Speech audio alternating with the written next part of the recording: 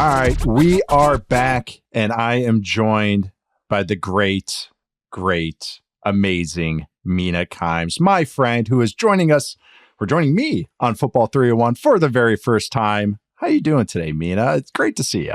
It's good to see you. Great, and amazing. Wow, I'm feeling good. I couldn't come up with any other terms, so I just kept saying great, amazing, just get one higher and higher. I was trying to think some other compliment there, but it's very true, so it's easy to say. Thank you so much for joining me. So first time I've completed the home and away. I've done your pod a lot. I've never been able to host you, so I'm so happy that you're over here for some sugar. Maybe I can make you, some dinner, maybe a drink, everything. It's good. Good to have you on our home turf over here. I just realized this is my first appearance on Football 301. Really enjoy what you guys are doing. Excellent podcast. Recommend it to everybody. And we are in peak off season right now, yes. Which is reflected in what we are here to talk about. That's exactly right. I am recording this, or we are recording this in May while I'm on paternity leave. Sometime in June, this will be coming out. But Mina is joining me, and she just hinted it. We're continuing our rankings. We've been doing top 10 quarterbacks, receivers. We did top 10 defenders. Earlier today, we actually recorded that. And today, kind of a little right turn here. We're going top 10 pieces of football media. That's how we're labeling it. And by football media, I'm not even considering this podcast. I mean, maybe you could. Maybe there's a podcast that might make this top 10. But TV shows, movies, documentaries, or books, kind of what we consume, what you think of, a narrative device, some storytelling device, or, a documentary of some sort about football. Could be college, could be NFL, could be high school, could be Little League. Spoilers. Maybe Pop Warner for one of mine. But we're going to go through all of the lists today. Go 10, 9, 8. We each give our own, break it down, 7, 6, break it down, see the differences, see the comparisons. It's going to be a lot of fun. And I thought no one better than a huge consumer of media. And I mean that as a compliment because there's no one I love talking TV shows and movies and books more than Mina Kimes. So that is why I figured you'd be a great person to have on this ranking show. I appreciate you narrowing it down to football, too, because first we talked about doing all sports and then it was just too much. Football, I think, it was an interesting exercise first to come up with a list of just the stuff and then to start narrowing it down because there's been enough, and particularly movies, but there aren't that many, which I think in movies and TV probably has to do with rights issues, right, in football. And also... Yeah. It's very hard to realistically depict football, more so than any other sport. And I think that is probably a challenge that prevents it from being a more prolific source of inspiration. 22 people. It's hard, and it's hard to hide a bad thrower of the football. Yeah. Or you fake acting a good football thrower. There's actually one movie we'll talk about here why it's high on my list is my appreciation of the details in a surprising way. I actually have one spoiler question I have for you. Do you have any books in your top 10? I have one book in my top 10. So I thought I would have more, and I realized a lot of my favorite sports books, none of them are about football. It's a lot of baseball, some boxing in there, but Ball 4 by Jim Bouton, those, there's some other ones in there. Charlie Hustle, I just read recently, The Last Boy, Mickey Mantle book, but a lot of baseball books, but I didn't have any football. I don't want you to spoil it yet, but I was actually surprised that I didn't have any. Now that I think about it, I self-imposed only fiction. And there are nonfiction books, probably, I'm sure yours are nonfiction books about football that I love. And I could have thrown in some of those. Okay. So, yeah. Now I'm curious what the fiction one is. All right. Well, let's start us off. All right. Again, we are just going to say pieces of media, rank them down, throw them out here. What's your favorite? So I'm curious what the directions you went on this, but let's start us off, Mina. What were your 10, 9, and 8 sports or football media pieces? Okay. 10, 9, and 8. It's not, it's 10 and 8 are really childhood favorites. Good start. At 10, I have Little Giants. Okay. I have Little Giants at 10 as well, but continue. Really? Wow. Yes. I feel like we both did our list and we were like, we can't keep Little Giants. It's such a formative movie. Yep. That's exactly what happened. I also haven't watched it in a really long time, but I'm holding off right now. We both have children who are under the age of 3. I'm holding off on watching anything a child would enjoy because I know I'm going to have to watch it all in 5 10 years incessantly. So I'm looking forward to rewatching. I feel like it holds up per my memory of it. I feel like the humor will be better than I remember too. Like as an adult, I haven't seen it probably in 20 years, at least 25 years, but I used to watch it obsessively. And then that's like, you know, where they come out, like, that's where I learned who Bruce Smith was. Yeah. Football and everything. And I was like, I know who Madden is when I was 5 years old, but I'm with you that I kind of want to pound away at it once my son becomes a little bit older so I can watch it a little bit more. But yeah, I'm sure it holds up. But what about 9 and 8? Okay, so 9 and 8. 9, I have Ballers, the TV show, which I feel like it's a cheat to have it there because I stopped watching it after, I think, 2 seasons. And I think it lasted a little bit longer than that. But I will maintain that the first 2 seasons were actually quite good and weirdly realistic. That's the thing. Everybody's always like, this show is so stupid. It's so like, it was like Entourage, but football. It's The Rock. And I genuinely believe for people who are in and around football, there's actually a lot of truth to that show. A lot of the themes and types of characters. The agent character, I remember, is like the most accurate agent ever depicted. He is very unlike another agent who's going to appear later on my list. 8. Who is spoilers? Yeah, jeez. Right. You can guess. And then 8. This is another childhood one. I threw in Remember the Titans at 8. Okay. It's on my list, but much higher. Should only be watched, to me, in one format, and that's on a television being wheeled into the classroom by a substitute teacher. That's the only way to watch Remember the Titans. And when that TV wheels in, kids today have no idea. You knew you were in for a treat. Yeah, that or you go to a Bengals press conference. Yeah, and they. Yeah, right. And then that's how you know it's coming in. How many times would you say you saw that in school? Oh my God! I would put it at least 10. Yeah, close to, because at least once a year from like grade school through middle school. So. Yeah, I know. I'm trying to even think. I remember I watched it. I saw it like legitimately 3 times throughout 1 year because of substitute teachers. It's a good movie. Like the characters are great. I think like the Sunshine character is like probably one of the more interesting football type characters that looking across all of these forms of shows and stuff that I can remember. And I think it like some of the football stuff in it is actually pretty good too. So yeah, those are my bottom 8, 9, 10. Yeah, I love that. No, I'll get in more Remember the Titans love a little bit later. So 10 was Little Giants for me. Same reason. I think some of the football stuff does hold up with it. From what I remember anyway, some of the jokes I still say to this day, like, we gained a yard. Yeah. Like give the ball to Johnny. I'm Johnny. Like that, like little lines like that. Icebox, all those things. Spike. Yeah, no, Little Giants is just one of those that's always going to live with me. Number 9.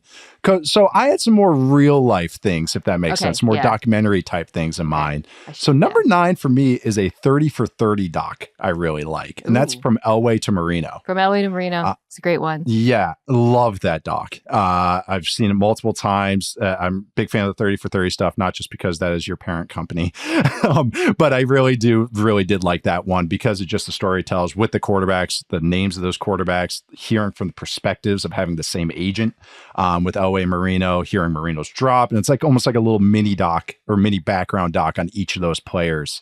And just the narrative, the story device that they used with each pick going one by one was really cool. So that I just love that documentary. Is that your favorite football 30 for 30? Okay, there's another one on here, but I don't know if there's another one on here. I don't know if it counts as a 30 for 30 though. You'll see. And I'm curious. Yeah. No, you love it. We've talked about it before. You have a friend that directed it. But anyways, we'll continue on. Now I'm going to let you really marinate on that. I don't know if it even counts. So that's why I feel you're going to bust my balls on it. So okay, well that means it's not the Two Bills, it's not the U, It's not Brian and the Boz. The U is my first cut. Okay, the U is my favorite, probably football 30 for 30, and I say that as a Nebraska football fan. Yeah. Nice call. Yeah, no, that was probably my first cut. I did have it on my I probably put 12 on there when I was doing this, and then that was probably the one that I just dropped off, and then another one I'll say a little bit later. Number 8, and this has a lot of football detail parts better than you would think, is Any Given Sunday. Way higher on my list. Okay. I actually felt a little low on this, but great movie. Got to watch it again, actually. But even as a kid growing up in locker rooms, that actually got NFL locker rooms more head on. Like they nailed what a locker room is like more than any other movie or TV show I've ever watched. The good and the bad. So, yeah, a lot of it's exaggerated and some of it, but there's a lot more real to that than you would think. But it's on your list as well. So actually, I was curious. Yeah, it's a little bit. It's definitely of a moment, and some of the directing and cinematography decisions are a little bit off-putting, and the performances are great. Obviously, it's two great actors, but Cameron Diaz is great in it too. But I like it for the reason you just said, which is I actually think it really captures pro football better than anything else on my list that's fiction. So mine's all fiction, really. There's first of all, the whole dynamic, the central plot of the movie, the older white quarterback, the young black quarterback, is just something we've seen play out in such a similar fashion across the NFL over the years. And the way, so many aspects of that change and that decision and all of the drama that comes with it is really accurate. I would also maintain, it's funny, I don't think this is, people always remember the Pacino speech, and I would maintain because I rewatched this during the pandemic at some point, the sort of monologue of sorts that Jamie Foxx gives to him in his house when he goes to Al Pacino's for dinner about being a black quarterback and race, and how he is like the best thing I've ever seen on race and football of all time. It's so well done and so well written and so well performed, and so prescient too, because this movie came out a long time ago, and it's 2000? Still to me super resonant. I was shocked when I rewatched it how modern it felt and how much it's stood the test of time. No, it's a great point, because especially then when it came out, it captured the feel of early aughts football better than anything. You got to remember, this was the He Hate Me XFL. This was the penalties. This was the throat slashing. It was so aggressive then. It was just, yes, it's always going to be a physical sport and everything, but just there's a scene in that I feel is more real than anything, is when they're battling about who plays the music in the locker room. Yeah. And it's a switch between rap and just crazy hard rock. That is so more real than anyone will ever think. Yeah. That is such a oh my God, I know. And just the little speeches, Jim Brown is a coach in that too. He gives a little speech in that too. There's just so many little scenes. The only thing I didn't like was that the expansion team was in Albuquerque. Yeah. And I was just that kind of takes me out of it a little bit. There is a team in Jacksonville, but but that took me out of it. But I will say also the team settings too, the Miami Sharks and just also the Dallas team, all the designs of that I thought were really cool. Cameron Diaz's character, kind of the owner taking over, the young hotshot owner kind of taking over and going, I have this, I'm forceful. Just all those little things are very real, even though it's surreal and hyper real, in that kind of movie. So I'm glad you enjoy it as well. All right, we'll move on to your next couple. What are 7 and 6 on your list, Mina? Okay. 7 and 6. 7. I don't think this is going to be on your list. I'm guessing. I don't know. Maybe it is. I don't know. We've never talked about this show. Okay. But it is pertinent to our friendship. It's the league, because we are in a fantasy league. We are in a fantasy league. That's a great. I actually didn't even think about that. Did you watch? That's a great one. All of the seasons of the league from start to finish? It's I think 5 seasons, if I remember correctly.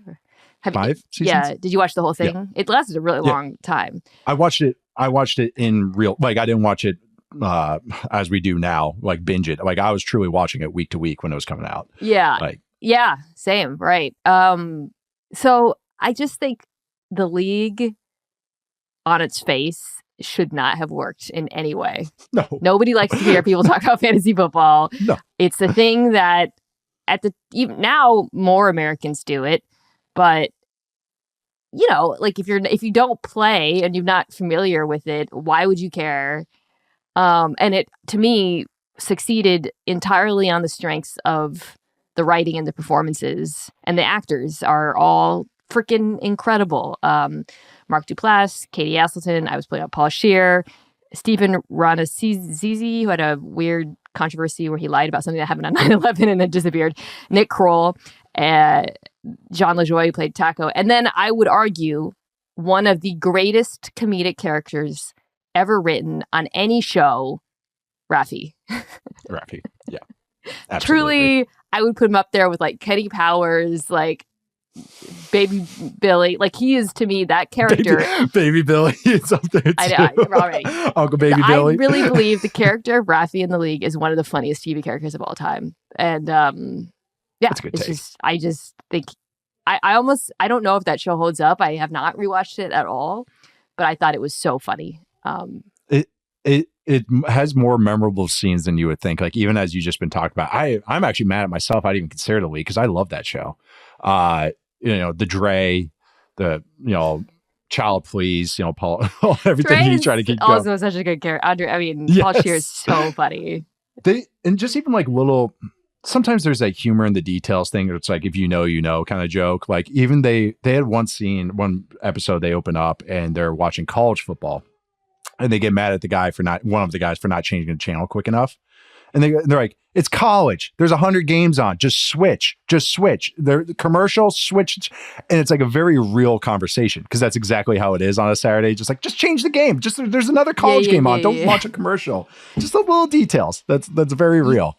Great it's really made by people who love football and football. Except they only had fans, by the way. A 6-team fantasy league. That was the only. That's insane. Yeah. Which they made fun of, though. They made fun of themselves for doing that throughout the year. No, that's a good one. And then they started getting player cameos, and you got to see who was great. Got to see who's a decent actor, who's not. My guy JJ can stop doing this, so I still get on him. I always remember there was an episode about how Cam Jordan and Jordan Cameron were constantly confused with each other. It was so stupid, but it was a lot of great football jokes. Right. Roster baiting. Oh my god! Now I want to rewatch it. Okay, I know. Now I'm like, oh yeah. 6 is something I did rewatch 3 years ago, not that long ago, and that is Jerry Maguire. Is Jerry Maguire on your list? It is not. It is not. It was not one of those. I didn't watch until late. Like I didn't watch until my late 20s, probably. I did coach with the guy that was the inspiration for Tidwell, Rob Moore. Yeah, who's current. He's still coaching in the league right now. Former Jets and Cardinals great. But okay. Jerry Maguire, go on though. I'm actually not shocked that this one's on your list. First of all, the performances are really what make. I think it won Cuba Gooding Jr., who later turned out to be an absolutely horrible person. Speaking, just focus on movie. If you're wondering why Cuba Gooding Jr. is not in stuff anymore, Google Cuba Gooding Jr. But he was incredible in this movie. It is you see why he won the Oscar for. It's a really incredible performance. It's a really nuanced performance as well. The relationship between him and his wife and their dealings with the agent and the way they talk about guaranteed contracts and injuries. And I found, again, upon rewatching it, as someone now who lives in this world, to be very accurate. And, it's funny because I was watching with my husband who's not really into football and sort of the business of football. And he was asking me well, would it actually happen this way? I was like, actually, yeah. The way they're talking about his contract and whether or not he should roll the dice or take a lower deal and what it means. And I was like, this is actually pretty accurate. And so I think it's just nice beyond the drama of it. And it's at heart a romantic comedy, of course. But it is nice to see the business of football and being a player, I thought, represented pretty accurately. Even just the agency politics is really that totally. I thought was like, as I watched it as an adult, obviously. I probably watched it as a kid, but it was like one of those, like, whatever. And then, but as an adult, I was like, oh, wow, that's actually kind of real. Yeah. As far as how that kind of unfolds and everything. No, that's a great point too, because even just talking about like the player agent dynamics, everyone always thinks, oh yeah, they're always on the same page too. Like everyone thinks, oh, they're always in lockstep. Yeah. And people fight with their agents way more than people realize. And the whole dynamic of the agent works for the player or the person, not even just including athletes here, that works for it. But that's also a dynamic because I need you, but I don't need you. Yeah. And that can lead to the frustrations. Are their incentives aligned? Does the agent want them to maximize their money or take the risk? Yep. And of course, he is his only client. That's the president. And I think the way the agent, when Jerry goes out on his own, separate from the Cuba Gooding Jr., the Tidwell part, and he tries to get the number 1 overall draft pick. I can't remember the name of the quarterback. And they lie to his face and end up going with Jay Moore's character. That it's all super stuff like that happens all the time. All the time. Yeah. Yeah. I know even when we're talking about Any Given Sunday too, it's like they're just so much of those dynamics too. It's like these are very real. The hotshot offensive coordinator. It's like all these with the old coach, and it's like, is he going to take over for him? Is he going to go, like, all these dynamics are actually way more real than you would think in a fiction movie like this. So those are great choices. The League is kind of disappointing me because I'd even have that up there, and I was like totally just went awash with that one. So those are really good. Our so league doesn't have enough shenanigans. I know it's for a dynasty league too, especially with some of the personalities in there. Yeah, it's like it's very kind of dry. Jackson tries to get it going, but then and I just replied to him with the Secretariat jockey looking back. How did you do this year? I forgot. Who did win this year? I don't know. I knew I wasn't in it, so I think I finished. Well, I was the first. Again, nobody likes listening to you talk about fantasy. I was like the number one all year long, and then all of my guys got hurt at the end. Really sucked. Yep. I know. That's always fun. I don't know. Chris Olave, stay healthy. 1.5 championships in there. Didn't you have Spencer Rattler too? I do. That was fun. That was fun for a minute. Yeah, I have Carr and Rattler. I know. I'm very invested in it being a QB competition in New Orleans. You're handcuffing the Saints quarterback room. That's exactly what you want to do. Bleak. I believe in Kellen Moore. I almost told Spencer Rattler when I met him at the Super Bowl that he was one of my dynasty quarterbacks, and then I remembered I have self-respect and dignity. And you're right. But now we know. Now he knows. If he listens to Football 301, sure. Definitely. But now going on to my 7 and 6. Couple movies here. I don't think number 7 will be on your list. That's The Waterboy. It's not on my list. This is a special movie to me. I think I was 9 when it came out, which is probably right when I was kind of becoming a fan of sports, especially football, because that's when my dad started coaching. Saw it with my really good friend as I was a kid named Frank, and my mom. My mom took me to see Waterboy, and she loved it probably as much as I did. Really? So, God. One of the Adam Sandler movies I just really like. Some actually football details in it. Adam Sandler's a real sports fan, and you can tell that. There's some football details in that are better than you would think. The quarterback gives like a motion step, like just little. I remember these things because I'm like, that's real. Because as soon as if you're not real in a sports movie to me, my brain just goes, brr. It just shuts. Like I can't. There's a detachment. It's like bad CGI to me. So like, it's just when I see those little things. But the Green Notebook, Mr. Coach Klein, Vicky Valancourt, I've quoted that movie nonstop, Captain Insano. So quotes everything. I assumed this wouldn't be on your list though. It is. Yeah. I grew up, we are the Adam Sandler generation. A lot of his movies did mean a lot to me growing up. Waterboy was not one of them. I think this might have been like, I feel like there's the Adam Sandler movies that everybody agrees are the classics that we quote constantly. And then there's the ones outside of that tier, like Little Nicky. Little Nicky.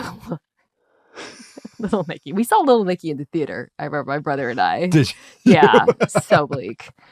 It's not bleak. You were just a kid. We were just kids, yeah. The one where he's like a lawyer or something, and he can't lie. Or no, that's Bruce Almighty. Bruce Almighty. Well, there's Mr. Deeds. Mr. Deeds is the one I think of. Sorry, yeah. Big Daddy. Big Daddy. Oh my God, Big Daddy. Oh my God, yeah. Not for you. Not for me. Maybe I'll give Waterboy another shot.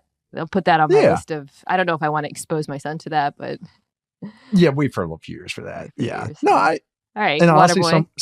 honestly, Waterboy. Actually, and someone that spent a lot of time in Louisiana growing up, because I would do a lot of football camps there. My uncle played for the Saints for 10 years too. That watching Waterboy and then spending time in Louisiana, and I was like, not just New Orleans. I'm talking about the Bayou. And actually, I've been out there. I've been to Thibodeau. I've been everywhere. I've been to Lafayette. All this stuff. And like actually did that, and so that's always in my brain too. And so I was like, oh, okay, Farmer Fran speaking Cajun, like all that. Little play another day. Yeah. Little play another day. But yeah, no, that it's one of those movies for me. All right, moving on to number 6 for me. I don't even remember where my list. There it is. Another movie. Another late 90s football movie, Varsity Blues. Okay. This was just outside my top 10. Okay. So this was the movie I referred to where I say the football details are way better than you would think they are. Watch the running back in Varsity Blues, and I'm blanking on his name right now. He takes proper counter footwork. He takes proper all the football aspects of that movie, even the oop-de-oop discussion. It's like all of that is actually very real. It feels actually like when I watch the football side of that, I'm actually, okay, I believe this more. The quotes from it, I don't want you alive. All those things resonated with me. I watched it as a kid. I could tell I was a little too young for it. Watch again as a high schooler, and I was like, oh yeah. And it's just one of those movies I just have a special affinity for. And I think maybe it was because when I was super young, it was like one of those teenager movies I really wanted to watch, but I couldn't get my hands on it. So once I was able to watch it, right. It's a 10.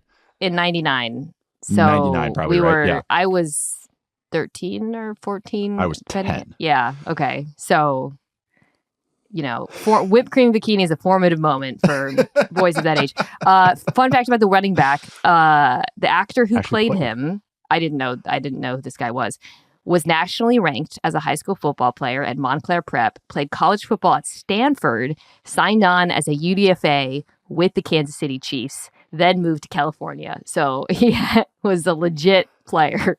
I can tell. Tweeter, the little 5'6" receiver. Yeah. Okay, maybe not so much, but but being this guy that they have to ISO up every snap. Okay, I'm putting you in the slot, man. But other than that though, there's a lot I believe in that. No, good looking there. There's another casting. I want to say it was Any Given Sunday. They were I almost said recruited. What do they call it? Tryout for a role casting call. And they had this former running back from Northwestern.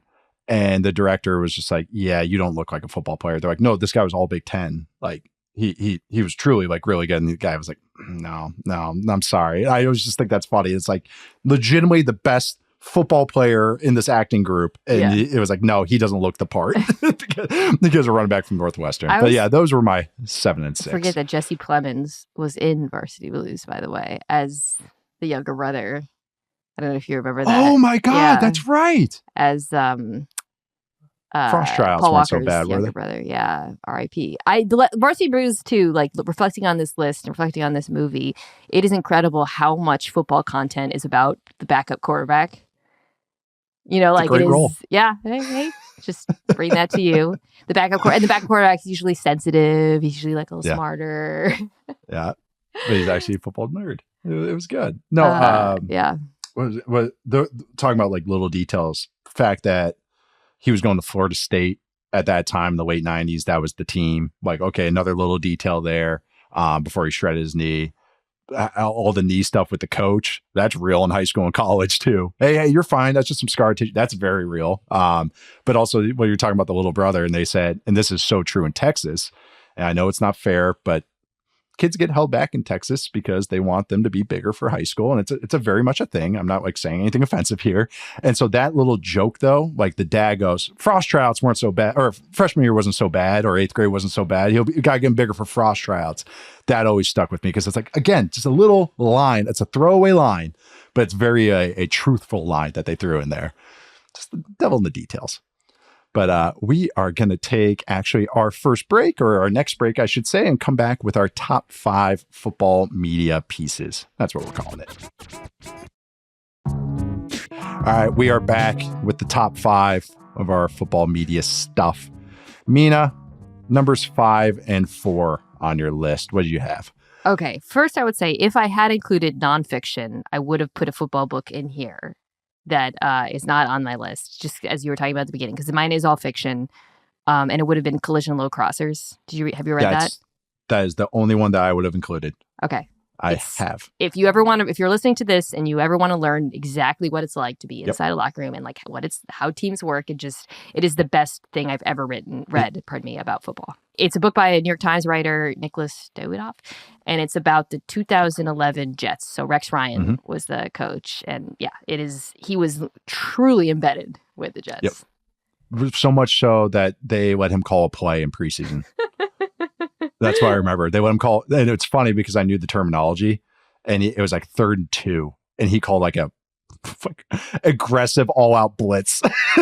And like just knowing the terminology, and I think it worked in the book and everything. No, I say that would have been the one book I would have included, so that's funny. I'm glad you brought that up. I do have a book in here, but and what a collision on a low crosser is you have a crossing route. If you're the whole player, the linebacker, you collision them and bump them underneath. But I think that book nails coaching relationships really well, as far as like, yeah, not all the coaches are actually the best coaches.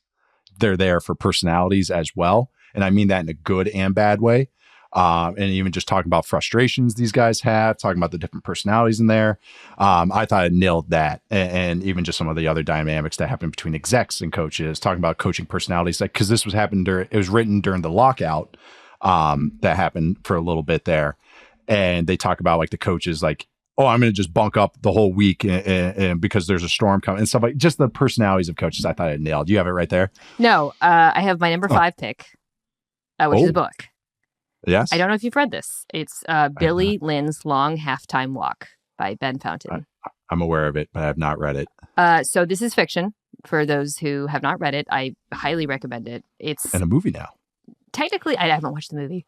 It's like not really a football book per se, because it's about a Iraqi war veteran who is being honored at a football game. But it is a football book because it is probably the most trenchant thing I've ever read about football culture interplaying with American, like the theater around football and patriotism in particular, and the Dallas Cowboys. It takes place at a Dallas Cowboys America's team, and it is beautifully written and incredibly incisive, and is like it's not a football book, but it is a football book, and it says a lot about football as a business and about like the propaganda around it. So I highly recommend it if no one's read it.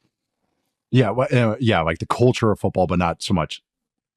Around football, I should say. The after effects of every football game and everything. And stuff, yeah. No, I love that. I remember the movie. I knew it was a book. I have not read it. I got the gist of what maybe it was possibly about through the trailers of the movie. So that's a really good one. What was your number 4? Okay, 4 is it's either good or so bad it's good. Can you guess what it is? Good or it's so bad it's good. Is that Hard Knocks? No, I didn't think of Hard Knocks. I could have picked the Jets' Hard Knocks season is the best Hard Knocks season of all time. That would be the season I would pick. Also, another Rex Ryan. No coincidence that everything around Rex Ryan is entertaining. Okay, a football movie that's so bad, I think it's great. Draft Day? Yeah. Yeah. It's bad. It is so bad. It's just bad to me. I'm sorry. It is so bad. The writing is insane. There are some of the writing is so bad that I actually have it memorized. Some of the worst lines, like so this is truly like schlock for you. Yes, like I mean that complimentary. Like it is gross. Good schlock. It is just ridiculously fun. I think it's so funny. Sometimes again inadvertently. Like there's a part where Chadwick Boseman, Vontae Mack, is driving from his daughter's gymnastics class, and he's talking to, I don't know if it's Kevin Costner or is Asian or what, and he's like, "You just took my daughter tumbling. I better not tumble in the draft," or something. And I'm like, or there's a part where Kevin Costner and his girlfriend's dad or whatever are at a water park, and he's like, talk about a slide, and I'm like, what is happening? I might be misremembering this. It also, the Seahawks are the villains. The New York Post wrote it. The Seahawks are the villains in Draft Day, and I know the New York Post. And the opening scene, they show the what is now Lumen Field, and I saw it with Pablo years ago when this movie came out, which is like 20 years ago now, 15 years ago. No, 15, I think. No, it's 10. Tried to start a Seahawks chant in the audience, which was about 10% full. And Pablo was so mad at me. Anyways, it's a ridiculous movie. It's really funny. It's launched 1,000 memes. I will watch it in its entirety anytime I come across it on TV. Draft Day. It was a one and done for me. Saw it once, never again. That was I told you, like anything, my brain just shuts off. It's the uncanny valley. It's like none of this would happen. I hate all of this. Yeah, none of it would Meanwhile, happen. It's so I'll watch stupid. Waterboy. There's no, yeah. The other thing about draft day is it's so illogical. Like everything he does makes no sense. Everything about the movie is completely illogical. Like we've been talking about, even talking about Waterboy and the league. We're like, this is kind of accurate, right? Draft day is not accurate at all. It is. And they have the official license and Ian Rappaport. It's hilarious because they were really trying to be accurate. Yeah, there's just so many of the scenarios don't make sense. Jennifer Garner's job makes no sense. What she nothing. There's a scene in a scene where she just eats a bag of chips for lunch. That makes no sense. Nothing about draft day makes sense, but it's great. Probably because they got a tidbit that they are so busy that they can barely eat, and all they have is a bag of chips. They're we got to throw that detail. Literally sitting in a cafeteria eating a bag of chips that she anyways, whatever. It's a very bizarre movie, and it's in your top 5. I love it. That's how much you love that schlock. To me, it's so bad it's good. No, that's. Yeah, I'll always go to your birthday party, so don't worry. You don't have to worry about that. And that meme lives on forever. It does. No, it does. And that's the thing is I never have to rewatch it because people remind me every draft season. Everyone's like, oh, I'm rewatching this. And it's like, okay, all right, go for it. My 5 and 4, and actually we clarified this before the show because we wanted to make sure that they were separate. I have Friday Night Lights, the movie, and then Friday Night Lights, the TV show. That's 5 and 4. Really like the movie. I also read the book in high school as well, that this was based on. But the movie, Billy Bob Thornton, again, little details, things, like some of the darkness, I would say, with the movie. And some of the this isn't all glory. Like this isn't all, there's a lot of bad that comes with all this. And not everyone has a perfect home life. And even just I love the scene with the quarterback getting quizzed by his mom. Just little things like that, going against the really tough team, the really good team at the end, and just how that's shot. I thought some of the football scenes are really good, which also does it for me. I love Billy Bob Thornton as an actor. That also helps. And I actually believe him as a kind of high school coach in that setting as well, and his demeanor in it too. And just those details. I should rewatch this one. I really like it. The signs on the lawn, just all those types of things. It's it feels real more than even the TV show does, but the TV show's narrative is just so good. And some of the stories of the that's why the TV show gets the nod in totality. But it's just, I really like the movie even more than most. I'm actually surprised at how high, but as I kind of kept going, I'm like, man, that's a movie that always sticks with me. Explosions in the Sky for music as well from the movie. There's a lot to like with that. And just how it was shot. That's what just sticks with me. It's almost those dark shades it's shot throughout the whole time where it feels like someone going, like that last game when they lose, almost feels like someone is going through a nightmare.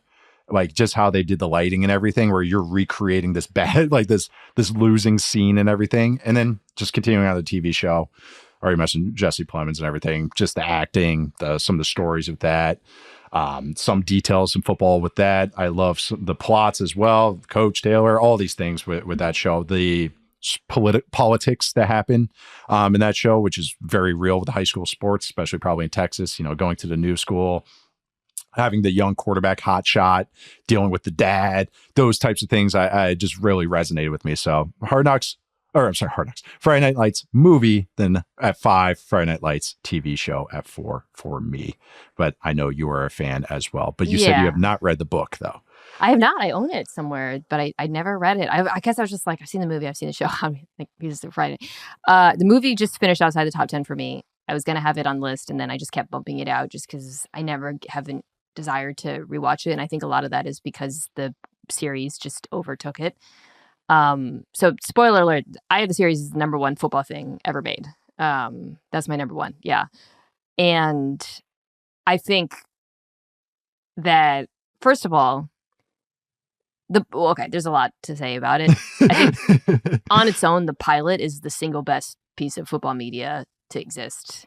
It's so good. It's just everything about It'll stick with me the rest of my life like that. Yes. It's like a core memory almost. The way it's shot. I mean, Peter Berg, who created the series or show ran it or whatever, directed the pilot, and it's just truly beautifully done, and the performances are amazing. Kyle Chandler is obviously incredible throughout, but in that episode, he's just like stunning, honestly. I mean, it launched so many careers, found so many actors and actresses. There's so many. I can't think of a TV show that has a higher hit rate for making me care about people. Yeah, like there's so many of them, whether it's obviously Kyle Chandler and Connie Britton, who are just unbelievable in it, to the main characters, you know, Zach Gilford as Matt Saracen, you know, Smash, Landry, all of it. And then they pulled off the impossible, which is they Saved by the Bell new classed the show, and it worked. And that never happens, right? It's so never. I mean, it's insane that they completely turned it over and flipped it in the final 2 seasons, and that the final 2 seasons were great. Like, and a lot of there's a million reasons for that. One of which is they found Michael B. Jordan, or they didn't find him, he's in The Wire, but like, having him as your main guy certainly helps. Yeah. But it's incredible just rewatching it. There's so much high school football stuff that feels so accurate. The football is really the least accurate part about all of it, because it's just like a lot of things come down to Hail Marys. But or running the ball on like 3rd and 12 with running clock and stuff like that. But I'll ignore that. There's a few episodes you're like, ooh. And obviously there's you know, some bad characters, and of course everyone remembers season 2 shall not be spoken of, the plot line. But a little side murder just for fun. Just a little side murder. The characters, Santiago, Buddy Garrity, one of the greatest television characters of all time, though. But I just think the hit rate for making me care so much, and like I cried like watching this show multiple times, which I'm not like that person, but it is like just so moving, and I love it. It's like comfort food for me, but it's like also good. So it's really good. I'd watched the first 3 seasons and then never saw seasons 4 and 5. I got kind of away from it. And then my wife and I got to watch all of it recently, and watch all 5 seasons. Seasons 4 and 5, it was like, oh, I get it. Like, I really liked the show, and I like appreciated and respected it. And then it was like, I watched those seasons, Michael B. Jordan, you're talking about. I just love that plot of building up the program. You're like recruiting kids, teaching them discipline, teaching them how to practice. Yeah. Like, and there's a couple scenes, but it's never like heavy handed either, where it's like, it's like, there's nothing too like syrupy thick, if that makes sense. Like the stuff that hits hard, it's earned. You know, completely, there's no like you were talking about, you're invested. There's no cheapness to it. No, it's all earned. And my favorite episode of all time is actually season 3, when Smash, who stays back after he has a brutal injury, who's the running back. You know, he's kind of like not a caricature in the first couple seasons, but you know, he's like this kind of ridiculous. And then he goes through it, and it's so earned when he gets the tryout and he gets the call at the end, and the episode where he shows up at Coach Taylor's house to tell them that he's getting in the car and driving to college. Like, I literally weep every time I see it. And Coach, during the tryout, when Kyle Chandler, Coach, oh my God, when I think it's A&M they go to, because they have, is it Jimbo? I know, I'm trying to remember what college it was. It was, I think A&M's right. It's not, it's not Texas. What's his name? Leach is in the show, but it's not Mike Leach, the pirate thing. That's a different scene. I can't remember which coach it was. Cameo, by the way. The incredible cameo. Yeah. But there's a scene where he's supposed to have the tryout, and he goes, and I can't remember which coach it was, doesn't let him try out, and coach walks onto the field, and he like tells him, like, if you don't, like, you're gonna forever be the person who missed out on him or whatever. I cried watching that too. At the end, when, you know, he's the way the series ends, when he asks her to please take him to Philadelphia. I mean, it's also the best portrayal of a football marriage ever, and maybe marriage ever on TV. No, that's as a coach's kid. No, I think people don't realize how much the wives, the partners, have influence on these coaches. And I mean that in a great way. How much they are the backbone and of the this. sacrifice. And the sacrifice. You have to move so much. You have to do so much. You're in the stands if your team's not doing well. You're hearing what every fan is saying. And then you have to deal with it with a smile, because you can't do anything as well. And you have to be a professional. You know, you have to be, and quote unquote, people just think it's the wife. Some of these people in college, and especially college and high school, they are huge figures in these programs, huge figures. And so I love that, because she's such a strong woman, and they kind of like just show that she has as much opinions that matter as much as the coach, and the ones that actually come out as true as well too. So no, it's as a my mom has a very strong personality. I've seen this dynamic happen. So it's like, I just really appreciate that partnership and that relationship that I have, because it's very real. It's never perfect. And I like that. Yeah. There's always just something a little off with it. And I mean that in a good way. Ups and downs. And it's so great. No, it's such a so good show. How is this not your number one? Come on. How is it 4 after I'm talking about it? Are you regretting not putting it in your top 3? It should have been my top 3. I should have probably swapped out for number 3, which I'll talk about in a sec. But yeah, it should have been in my top 3. But 1 and 2 are really hard for me to come off of. But so before I do that, let's hear. Okay, so FNL is 1. 2 was Any Given Sunday, which we already talked about, and the only one I haven't talked about is 3, which is I put Rudy there. Oh, Rudy, really? Yeah. I didn't picture you as a Rudy person. Problematic and probably untrue. And Rudy himself is like, continue doing, he's like, like a penny stock swindler. Rudy likes him. Sanctioned by Rudy likes himself some Rudy. But it just hits, man. It's like, I get it. It just hits. And it is kind of similar to Remember the Titans, a very childhood evocative. It's one my family loved to watch together. And it's also just like, the dream. It doesn't have, like, I would say, the complexity of some of these other pieces of art that we're talking about in terms of like showing the ups and the downs and the dark side and how things are conflicted. But it is like the true underdog story that like everybody dreams of, I don't know, when they're a kid. So I think Sean Astin is great in it.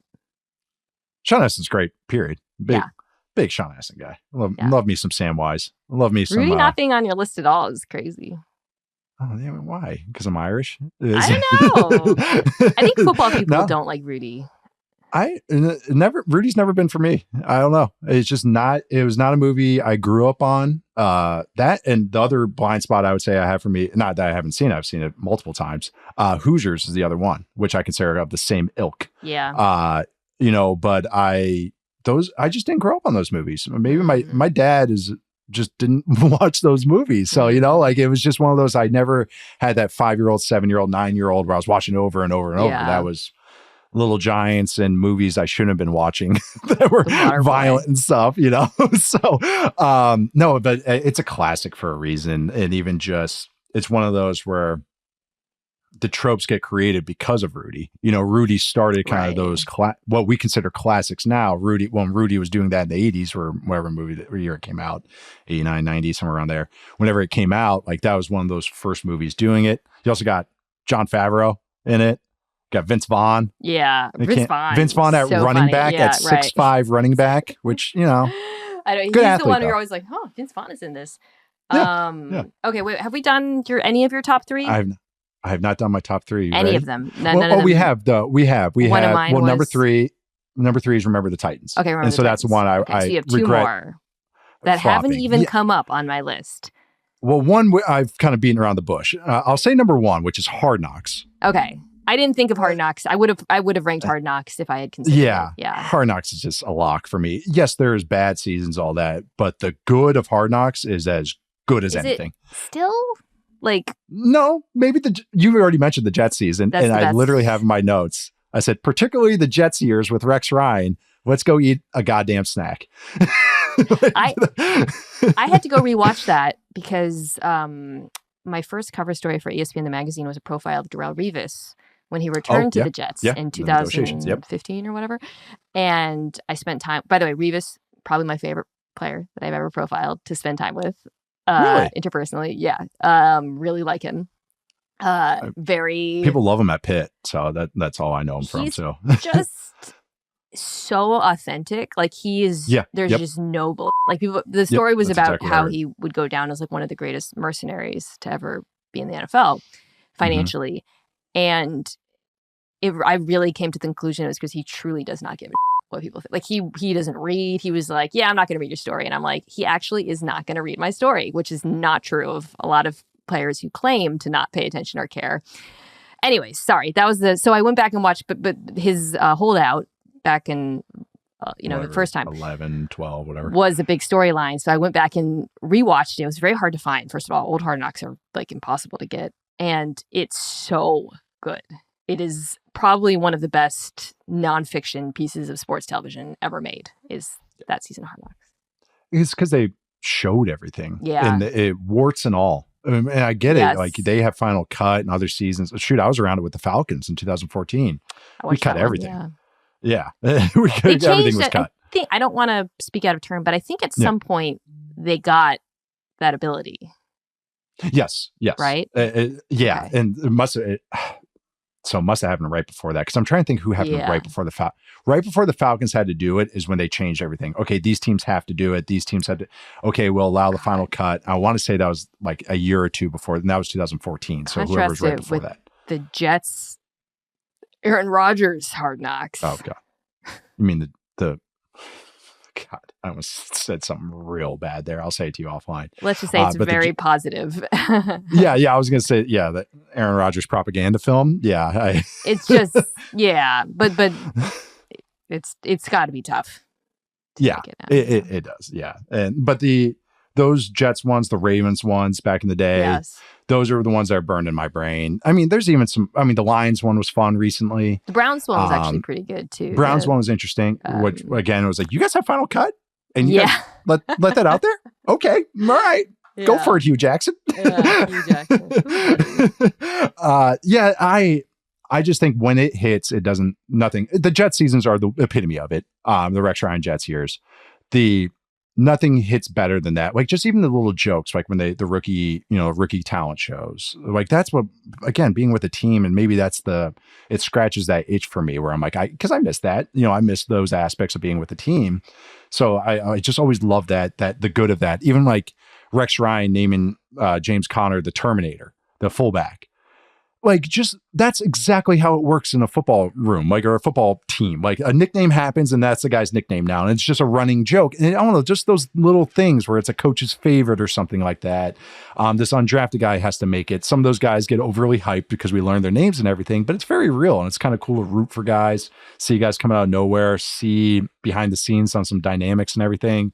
Learn Ryan Tannehill doesn't know what the NFL divisions are, all those Dolphin season was kind of underrated too. Yeah, I do. I remember watching that one very clearly. Yeah. Yeah. That was the one when I was a GA at Pitt. I remember that one pretty vividly, but yeah, Hard Knocks is my number one. My number two though, and this is the one I almost kept off because it's like not really all about football. Oh, you alluded to this. Yeah.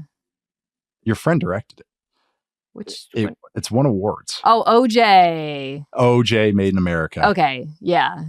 That's cheating a little bit. It is about football. No, I mean, if we're doing nonfiction, it's a doc. It's a documentary. There's a lot early on about USC and the Buffalo Bills days, obviously, before, things happen. Marcus Allen stuff's really good, So it's one of the greatest pieces of media I've ever watched. And so I kind of, it feels like a cop-out to include it here because it almost feels like it's better than just a quote unquote football list. No, but it's fair. He's fair an important figure in football, and like you can't really talk about America and football in the last 50 years without including OJ Simpson. So, and I just think it's so wonderful as a document. Not obviously the matter, but just the storytelling of it, the detail it goes into. It's again one of the greatest things I've ever watched.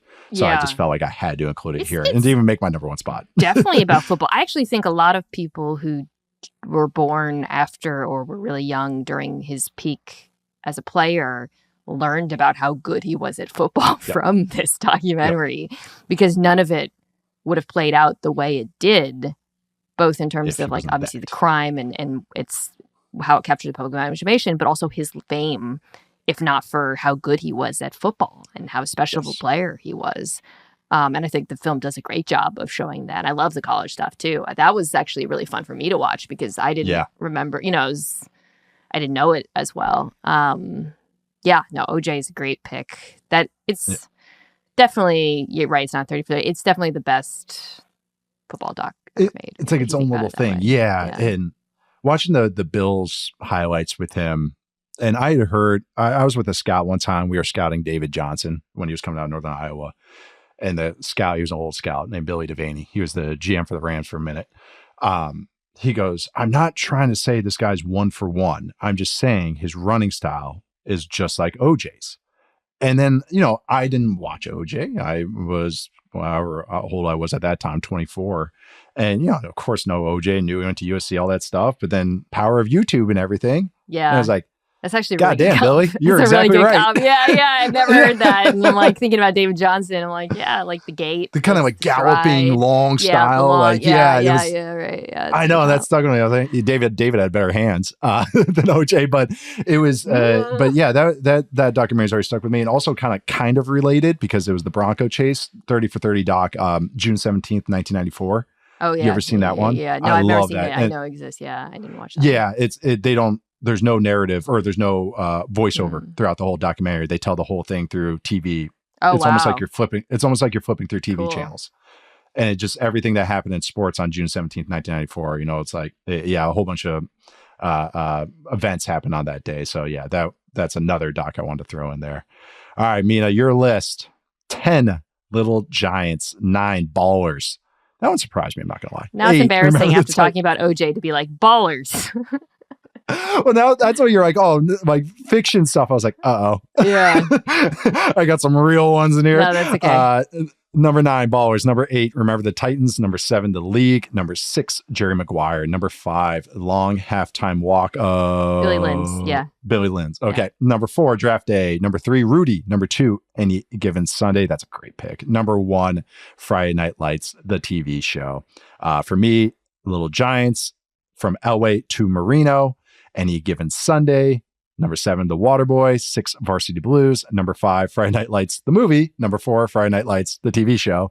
Number 3, Remember the Titans. Number 2, OJ Made in America. Number 1, Hard Knocks. Mina, thank you so much for joining me today. This was a lot of fun, and you brought your 102-mile-an-hour fastball, which I knew you would. So thank you so much for joining me. Thank you for having me on. This was fun. Now I've got to rewatch some of these. I know. I definitely have to. I want to watch Any Given Sunday again. I think that's good. That's on the weekend viewing list. Yeah. No, I have good memories of that one. I can't wait to rewatch that one again, even with the eyeball scene and everything. Also, in Producer Stone will appreciate this. Go Mariners. You know, nice Go M's. Go M's. I don't know when this comes out. Who knows? Oh, I know. Shoot. When we record this, they're coming off a sweep. So good job, Mariners. But it feels good right now. So we'll see when this comes out. But yes, Mina, you can find her at Mina Kimes, find her at ESPN, everywhere, doing amazing, great things. She is the best. I'm Nate Tice. You can find me at Nate_Tice on Twitter, and Nate Tice on Blue Sky. Subscribe to us, follow us, rate us 5 stars, please. Pretty please. Not 5 stars, just yell at me. Watch us on YouTube, on the Yahoo Sports YouTube channel. Thanks to everyone behind the scenes. Thank you to everyone for listening. See you guys next time.